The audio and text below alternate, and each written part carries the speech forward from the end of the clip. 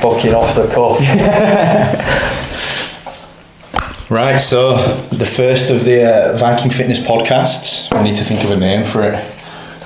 That could be something folk want to comment ideas. Yeah. What about the long table? The long table, yeah. It's the shortest table you've ever seen. Get Chat GPT on that, say. Oh, that's a good idea. Viking Fitness. Come up with a podcast name. So this is actually the second time us filming this. Yeah. The first time was a bit of a disaster. And where you were in Spain at the time, weren't you? In Spain, yeah, we were doing it on Zoom, weren't we? Calamity that, wasn't it? It was, yeah. Learn from your mistakes though, don't you? Yeah. So yeah, we Josh is a fellow coach from the Huddersfield area, specialises in functional fitness, functional physiques. Yeah, functional physiques. Hence the name. So let's get straight into it, mate. We've had a few discussions obviously in the past, and we get very in depth. We're bouncing off ideas. I think we're quite like-minded in some respects, but obviously some differences in coaching styles. It's always interesting to talk and discuss, different coaching styles and sort of methodologies and things. I think it's been very interesting now when we have our little conversations. So we thought, what a better way to do it than have a proper sit down, have a chat, and see if we can get some informative content out there for the guys. Yeah. So I've got a few questions. No doubt we'll develop more as we go, just more of a discussion. Yeah, but my first question to you is, what does functional mean to you? Good question. I think the way you see it used a lot now on social media is more so like specifically relating to mobility. I don't know if you've noticed that, but I follow a few guys that are like, either within the username or the brand name, it's functional patterns. Dysfunctional patterns is another one that I think I follow. And I think it's more so, I think the common term within the industry is more so aimed at using the body in the ways it should be used in the most basic form. So almost as if it was like,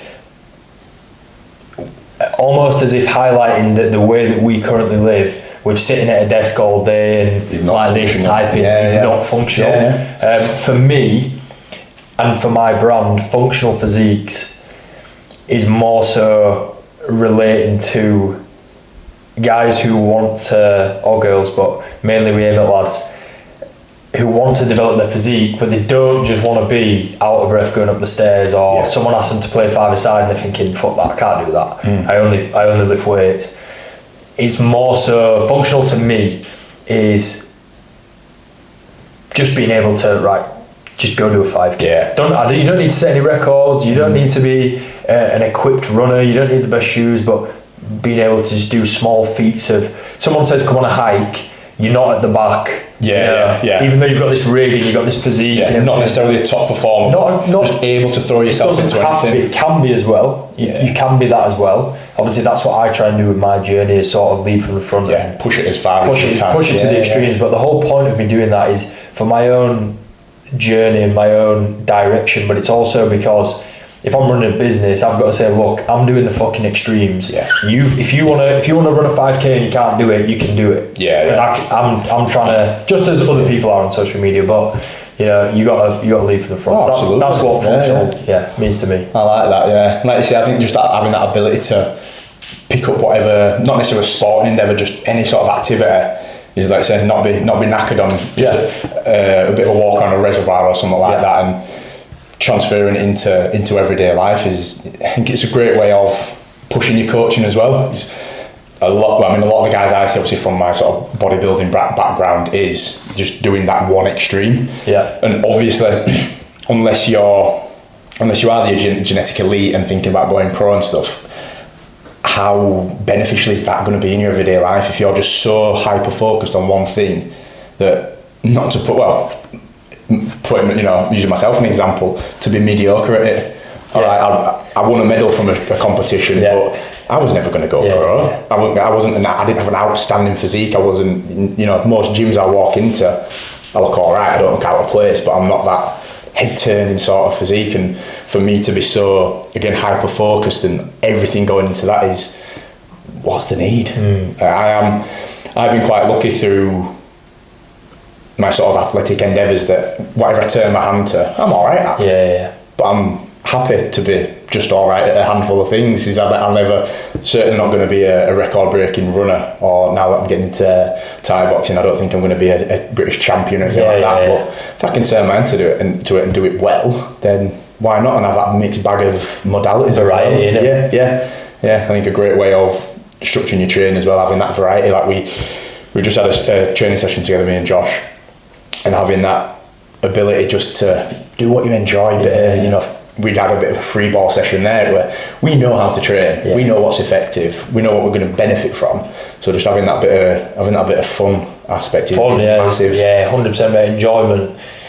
You know, there's gonna be times where you're just not going to enjoy what you're doing. If you're working towards a goal, there's going to be times where you're just not enjoying it, and that's fine. Yeah, there's going to be an element of sacrifice, isn't there? Yeah, there's going to be an element where, like, let's say it's bodybuilding, or it's a marathon prep, or it's an ultra marathon, or maybe it's just a fucking deficit before a holiday. You're not going to enjoy it, but that's fine, because that's the whole point of setting a goal that maybe you haven't achieved before. It ain't going to come easy. That's the point of the journey. Yeah. However, most of the time, enjoyment and fun must be prioritised. Absolutely. And like, people don't factor this in. I now factor this into my coaching as much as I possibly can when I'm setting up a client. Yes, you prioritise results. Yes, you prioritise the goal. Certain things are sacrificed as a result of that. But you can't underestimate how much more you're going to get out of that person if you make sure they really fucking enjoy what they're doing. Yeah. So if someone comes to me like in a check-in, or they just message me through the week and they're like, I can just tell, maybe they don't say it, but maybe the way in which they respond in the check-in, you can sort of tell that enthusiasm is not peaking, and they're at a point in the training where it should be. You know, they're not deep in a marathon prep, let's say. And you're like, you know, you're trying to find out what isn't clicking right now, because that's the stuff that makes you turn up day in, day out. You give 110%, you're still compliant with what you need to do, you get into bed on time. You know, I'm not talking anything stupid, but just not being an idiot with, you know, scrolling on your phone till 12. Turning up and actually liking what you're doing when you're turning up for a run, or, you know what I mean? Being in that state is far more productive to actually get a result. There's only so long you can be in that state where you're thinking, fuck, this is long, this, and actually keep doing it. Though that element of motivation to actually do it is going to diminish. It's going to, at some point, you can ride it for a little bit, but it's going to go. Yeah, and I think I don't know how sort of elite some of your clients may be, but I certainly just deal with just average people. And like that extreme doesn't have to be there. Obviously, like you said, if you've got a goal that you need to really knuckle down and dig deep on, drive for that. But the rest of the time, it should just be 90% enjoyment. Really, it really is that simple. I think in terms of structuring training. Yeah, I agree, and I think it depends on what the person is trying to get out of it. I think that's probably the main factor that's sort of the umbrella of what. That's sort of the main thing that guides the rest of it, in a sense, for fun and enjoyment. Because if someone's like, I've got lads who have got like event after event after event after event, and it's basically for them, it's almost like, right, I want coaching because I want to just see how far I can fucking push myself. And in that regard, their fun isn't the fun that we're talking about there. It's pushing themselves, grinding through those weeks and those months of training, doing a fucking hard event they didn't think they could do, having maybe 1 or 2 weeks of like transitional period with the training, and then getting back into another event prep. Well, it needs to be as effective as possible for that in that regard, doesn't it? When you've got such like sort of serious goals in place. 100%. But for a different niche or audience, that fun is going to be different. You know what I mean? If it's general population, bit of a body transformation, maybe just some healthier habits, fun's going to look very different for them. It's going to be, right, I want to turn up to the gym, you know, I actually want to enjoy what I'm doing. On the nutrition side, you'll see that the adherence is so much higher when they actually enjoy it. Fun, man, I like it. Right, let's see, question number 2. Coming on to more of a personal front away from your sort of more about coaching. So when do you feel as though you're at your what we call best physically? Obviously with the functional side of things, is that when you're able to perform at your highest, or when you look at your best? Which I know you've spoken about being on a scale. From a mental sort of perspective, is where do you feel as though you're on your best? Is that when the rig might take a bit of a hit, you look a bit soft and not as full, not as lean, but you're able to do your big events, your big runs and things like that? Or is it when you look mega and look absolutely jacked and shredded? Yeah. Which sort of end of that scale would you have your sort of preferential best? Yeah, very good question. There's multiple ways to look at it. Certain things jump out of my mind already. I think it'd be hard to pick one. I think getting deep into a fat loss phase for me, if you're just looking at physique and you're just looking at that sort of physical visual transformation, being deep into a fat loss phase, there's a certain clarity that comes with that. When food's a bit lower and you are, if you go too deep into it, you sort of lose that, and it's more so like, I don't want to be here, I can't wait for food it's to just that grind. But there's that bit before you get to that point where it's like you're locked in. I just feel clearer. I feel more productive. It sounds so weird. I was going to say that. Having really high carbohydrates, while good for performance physically, it's not always the best mentally, because you've got these big, insulin spikes. Sort of brain fog. There's also, I guess that's more when I mentally feel at my best. Sort of when I'm physically. Would you say performance is, like you say, not too deep into a fat loss phase? Would you say performance is creeping up at that point as well then? So is that pushing it down more, that performance? Yeah, maybe. I think my performance is at its best though in like an event prep, and that's when I physically feel my best. But then it's hard. It's really hard to give an answer, because it's a really good question. That's when I feel at my best with like running. So the 100-mile ultra prep, I was banging out like 140 kilometre weeks. I think I was doing like, I only did one of these, but I did like a 60 kilometre long run, and it was like a sub 5 minute per kilometre pace average, which I'm obviously pretty crazy, like even for me. I'm not comparing it to anyone else. So that's kind of nuts at the time, but then there's a lot of shit that comes with that.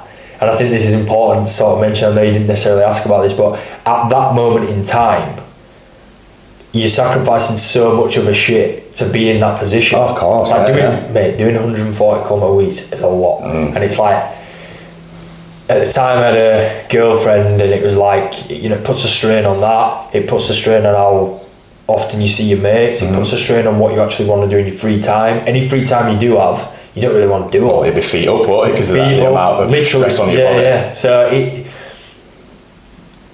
if you factor that in, it's probably not going to feel my best as well.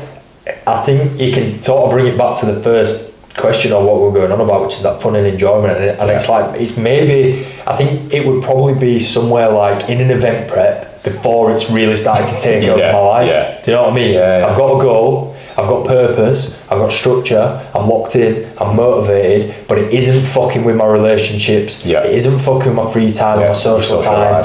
It ain't fucking with my downtime. I don't physically feel absolutely battered. I can still go and strength train really well.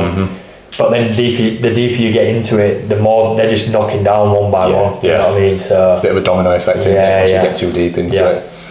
So to summarise that question then, if you could only train in one fashion for the rest of your life, be it physique based or performance based, which one would you go for?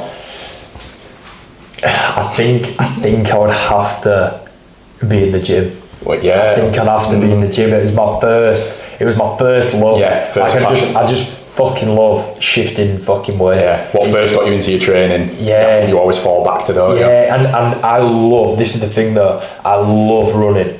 I love circuits, metcons, I love anything performance based. I literally,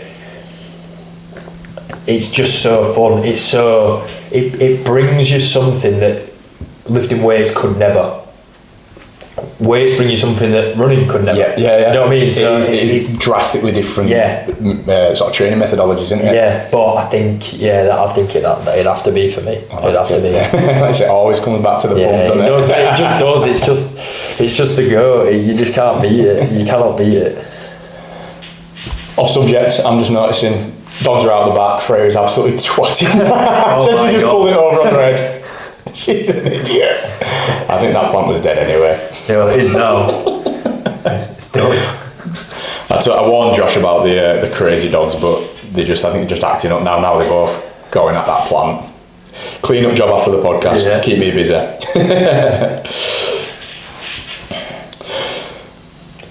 I think you've somewhat answered this question.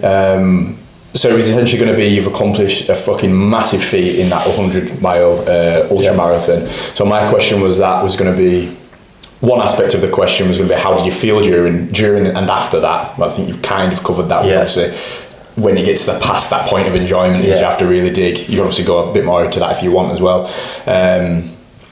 But then the main question for that was going to be what inspired you to get into that sort of level of competition or training? Yeah, I'll start with that. So I don't think you really intend to do it. Do you know what I mean? I think it is just a spiraling effect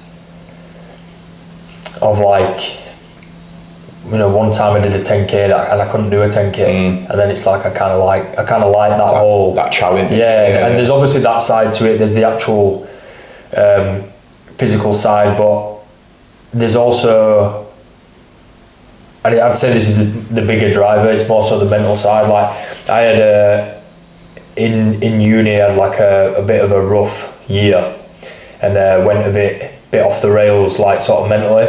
Okay. And I can remember, it was probably the lowest point in my life, definitely. Well, fucking absolutely was the lowest point in my life. It got pretty bad, but I can remember at that point, like nothing changed like that. But I remember at that point being like, I don't ever want to fucking be here again. Yeah. And a lot of it was, I didn't have control of my mentality or my mindset at all. My mind was controlling me, just being like anxious, worried, whatever. So I was searching for a way in which I could practice, right, how can I just override what my mind is telling me? Because at that time when I was just doing all this degenerate shit, like there was no control over what I was doing in like a schizophrenic sense. You know what I mean? But like the thoughts that come into your head, almost that lack of mindfulness. Lack of mindfulness. You don't have the rationale or the logic to be able to go, right, I'm a bit stressed, or I'm a bit this, I'm a bit that, and try and get out of it. It just completely rules you. So I can remember thinking, right, I need to do something where I'm basically proving that I'm in charge, I'm in control. And for me, there was nothing better, and this is what I tried to get out in my sort of message on social media. There's nothing better than physical challenge for that. Because you can tell yourself, right, I'm gonna have a good day today, or I'm not gonna listen to the thoughts that I'm having, and I'm gonna be a bit more positive and all that. But it doesn't always, just thinking isn't always enough. That's not enough practice. There needs to be some action behind it. There needs to be something. There needs to be an activity. I'm not talking physical activity at the minute, but there needs to be something where I am actively choosing to go against what my mind is telling me. Physical challenge was the thing for me. So the gym, right? That ticks that box very lightly. It's hard to lift weights. It's heavy, but you've got to lift them up. That's the most basic example of what I'm talking about. Then you look at the ultra endurance stuff. So the first thing I did was, I don't know if I ran 50k or I did the Ironman 70.3 first. I can't remember. No, I think it was the 70.3. But it was essentially like, what don't I think I can do, and I'm just gonna fucking force myself to do it. Because them first few times, like if I do an event now, it's a bit different. I'm going to come up against it. It's going to be hard. I'm going to get those voices saying you need to stop. But I know that I've done it so many times now where I'm able to get past that voice. I can get into that zone, and I will eventually do whatever I'm trying to do. But at the start of that journey, it's really not that clear. And it's very much like, I don't know if I'll be able to do it. And it's a real fucking challenge. And if you can face it physically, my legs are fucking hurting here. Like, you know, especially in the ultra stuff, there's so much shit that goes wrong. I can imagine. Yeah. Toes, chafing, throwing up, shitting yourself, like all sorts of shit. But it's like the feeling you get from doing that, especially when I then put it back into the context of how I was in uni, and I'm like, wow, there was a time where I would just let any thought just rule me. I would let any anxiety, any worry, any stress, social anxiety, it would just completely rule my life. And now I've had to that, the 50 miler that I did, the first ultra I ever did, was 10 and a half hours, and it was essentially the first 3 hours were alright, the last 7 was 7 hours of just being in the hurt locker going, no, you're not fucking giving up. You're not fucking doing it. Your mind's telling you, saying just fucking at the next checkpoint, just pull out. But you're fighting. But you're just telling yourself over and over, I'm not fucking pulling out. I'm doing it. And that to now look back, that I was once this person and now I'm that is fucking crazy. And you don't give yourself enough credit for it. To build up that mental resilience to, to fight those thoughts. Yeah, that's massive. That's why. Now it's shifted in something else. You know what I mean? It's shifted now into like, all right, let's see how far we can like push the body as well. It was all mental to begin with. Really looking back, it was all like, right, I need to get control of what I'm doing. I need to start pushing myself in other ways to get control of my mind. Essentially, the reverse of what I've gone through is the mental side of battling through the prep. I've now done that in, obviously my runs are basically where you started. I went out and did my first 10k with Christian. That was a doddle because I had him there to distract me. A couple of weeks ago, I just fancied a run. Thought I'm just going to go out, whatever mileage, just do it. Ended up doing a 10k. Through that, got a little bit tough. But I was thinking, you've done a 18, 20 week bodybuilding prep. What's another 30-minute run? Things are hurting, but just battle on. Just knuckle down. You know that you can overcome this. If you've done weeks of feeling worse than this physically, what's another 30 minutes? What's another K? Just keep adding it on that way. And going back to, obviously, don't have to delve in too deep into how you were in university, but I think that'll be quite common for a lot of people that age is, let's say, not being as in tune with your mind, is drinking a lot, being sort of peer pressure, not able to take a step back and think what is going to be the best for me. Is you're in that sort of environment, it's so easy to go down that route, and I think a bit of a rite of passage at that age anyway, especially in the UK culture, is drink, party, have a good time, but not knowing the potential long-term effects that has on not only the body but your mentality as well. Is you were obviously able to come out of that at quite a young age and like you say, manage to turn it around and push yourself mentally and physically to better yourself. I think that's massive, is that? And do you know what, actually, on that, like, I was thinking of some content the other day, and I was gonna, I think I still am gonna make some form of content on this, but I hate that whole period of my life. Looking back, hate it. It's like the worst period of my life. I'd never change it. I'd never ever change it. You won't be in the position because I won't be in the position I am now. It was the catalyst for everything that came from it. But there's a lot of people, in my opinion, they're in a more dangerous position than I was in, and they're in a better position because they're not having anything pull them into such a worse state that they have to then. It's a firecracker up their arse. You know what I mean? I got so low that it was just like, I'm not fucking doing this. I am going for it. I'm gonna fucking change how I am and who I am. But there's a lot of people that almost. Obviously, I'm not wishing anyone gets into that sort of state I was in, but if they're hovering and it's not quite bad enough to do anything, but it's not quite good enough where they're satisfied, they just stay there. They just get stuck there. And it's like, I was thinking about that yesterday. I was like, that's kind of scary because like people, there might have been someone that I was doing all that shit with at uni, right? Where with same age, we're getting up to the same stuff. It's affecting me way worse than it's affecting them. I come down into like this very bad spot in my life. They don't really reach that point. I then use it as a catalyst to, change. But they might still be there now. You know what I mean? That was 4 years ago. They might still be doing that same position, which I think a lot of people do get sort of stuck in that lifestyle. It's like I say, it's not too bad to acknowledge that you need something to change, which, like I say, that is quite a scary way of looking at it. So maybe what's the message here? Tell people to realise that you're in the shit. Yeah, well, I think it's tough. It's tough. It's a blessing in disguise for me because it just forced me into it. I think I don't really know what the answer is, but I'd say like just really be mindful of where you're at. If you really, maybe things aren't that bad where you have to change, but maybe just being aware of where you're at and just like taking stock almost and just like things aren't that bad, but they could be way better. I think assessing your current situation and thinking, do things need to improve? And if they don't, if people are, if they do realise that where they are and if they're happy to stay stagnant, then stay there. But if you don't have that drive to necessarily push things further or improve or better yourself, then so be it. But I think from having sort of an athletic background, is you always strive, it's that bit of competitive nature, knowing that you can do more. I think that's easier for people to then see that they should be working harder or towards another goal. Yeah, agreed.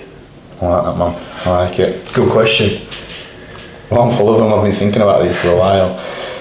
Okay, so back onto sort of another training point here. Is, I may be mistaken, we didn't really discuss it in our session so, but I seem to recall off recent stories, you're a bit of a two-a-dayer on some days, 2 sessions. Yeah. What's your thoughts on overtraining or underfueling? Do you think overtraining can be combated by cranking the nutrition up, or do you think sort of overtraining is a key factor that needs to be assessed or monitored? What do you reckon? Initial program setup is important. I think gauging, luckily for me, and I try and make this point to a lot of people as well, like this is what I quote unquote specialise in now, this sort of style of training. I'm learning quicker than most other people because I'm coaching people and I'm seeing what works and what doesn't, you know what I mean? So if I'm talking to someone in the DMs and they're not a coach, but they coach this way, my education around this is progressing far quicker because I'm right, let's try this, that didn't work, alright, so I'm going to tweak it, that works, alright, sick, I'll apply this to this person, and it's just about being fine-tuned over time. So I've got, I wouldn't say an eye or a knack, like I've got a gift or anything like that, but when I'm setting up a program, I will always make sure a program is doable just off the bat, and we can add more. And I always say that to people, if someone's in like a rut and they're like, I don't know how to get back in the gym, I'm like, listen, just do fucking 2 sessions a week. Do 2 sessions a week, and if you do that, do 3 the next week. If you do that, do 4. Sorry, I'm going off topic there. No, it's good. It's all useful information, I think the program in itself combats overtraining. Nutrition absolutely ties into it. My approach is always, I'm trying to get food as high as I possibly can for every single client, under the sort of conditions of not allowing them to just get to a point where they've got a shit ton of body fat, because what we do isn't, we have no business getting people into a massive surplus, putting on a load of body fat, because then it's not functional. And then the problem with that is you then have to get into a big deficit where you're now underfueling the body on purpose for a visual outcome where performance takes a hit. So it doesn't make sense to do that. So yes, we do physique focused phases. Yes, we prioritize the physique, but it's all relative. Like in the bigger picture, we always zoom out and we always have a look and we sort of go like, right, what are we trying to do overall here? So we might have a quick tidy up, but it's always like, right, mate, we're having a quick tidy up because I'm going to get your food sky fucking high over the next 3 months and maximise performance. So our data collection is very, very intense, I guess is the word, or detailed, as it probably is for most coaches, but especially I can only talk for my program. I get guys to basically collect data on everything. We do a weekly check-in, we just tweak it as we go. So if someone's saying to me, mate, I am banged up, like I'm sore everywhere, right mate, maybe the programming's too much. That it doesn't really happen, like I say, I've got an eye for it now. That's an easy fix, If someone's weight's plummeting, and we don't want it to at this point, right mate, I'm going to stick you another fucking 300, 400 calories in here just to make up for that. As long as we do it weekly, we don't really have that problem, but they are interlinked 100%. You're not going to run into that issue with your, like you said there, data collection. The more you can monitor, the more you can track. You're going to, for me, implementing deloads, you might see a a drop in appetite, drop in sleep quality, like you say, if weight's plummeting, well, yeah, things are getting pushed too hard. It's time to pull back on training or fuel more. Yeah, that's a good way. But yeah, like you say, I think good coaching should monitor that. Definitely. Yeah, like I say, the more data you can track, the better. Yeah. Sweet. And also on that, actually, just because I've had a few people message me this week, like,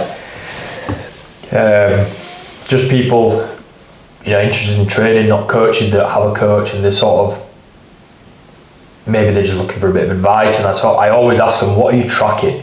And they'll sort of say like, oh yeah, well, I track my runs and I track this, I track that, and like,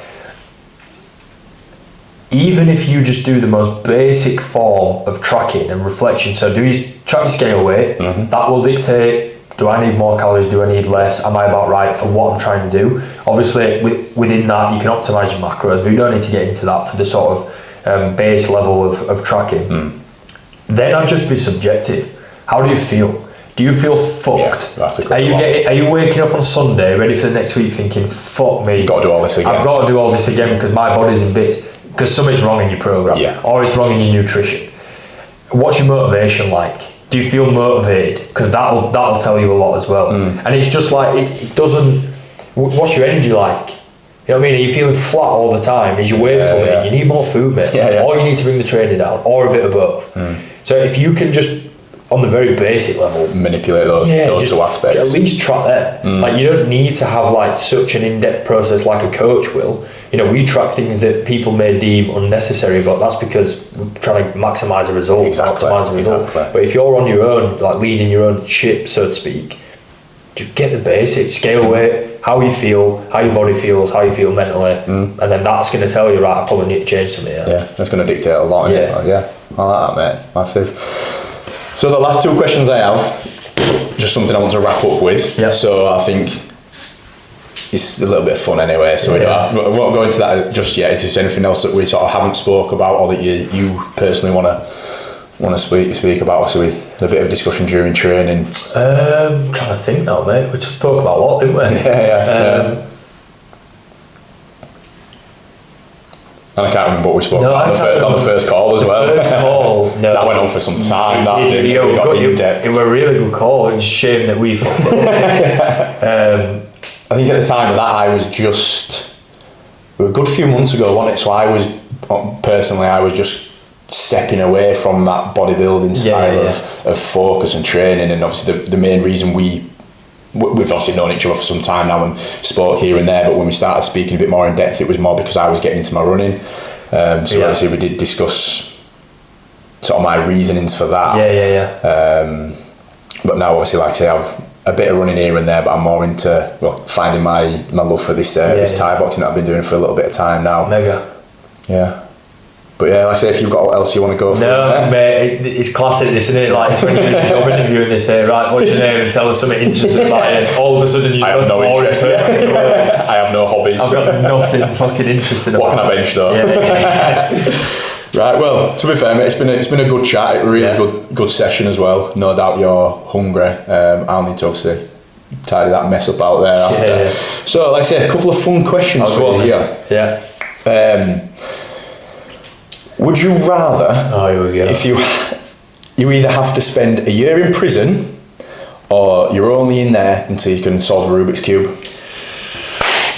All my boys know this. They know this is true. I can do a Rubik's Cube in about 50 seconds. Can you? So I'm taking the Rubik's Cube. Oh, would you? I think I'd go a year in prison, mate. Yeah, just have chill, a bit of downtime, get your food paid for, but nice. Training here and there. But why not? Quiet away from dogs. Get away from dogs. Bit of just gym every day. A bit of lifestyle. Why not? 50-second Rubik's Cube. Wow. I'm probably a bit rusty now, but there's probably a video of me doing it somewhere. You're going to pick one up when you get home, aren't you? Yeah, I've got one in my bedroom, mate. I want to see video of time. We'll overlay it on this, get it sent across. And then last question, something like that. When I first meet someone, obviously we've met many a time, but something I like to ask is, if you could choose any superpower, what would you have?